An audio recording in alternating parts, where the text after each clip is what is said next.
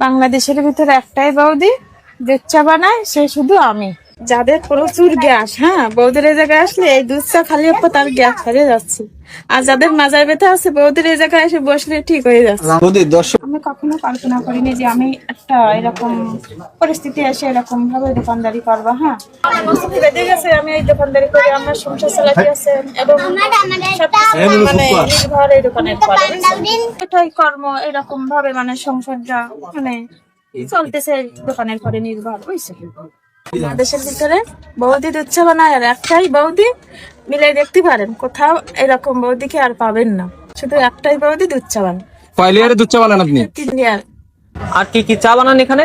এখানে লাল চা, দুধ চা আর বিভিন্ন বিভিন্ন ছাগলের দুধ, মোষের দুধ সবকিছু বানানো হয়। এই চার দাম কেমন?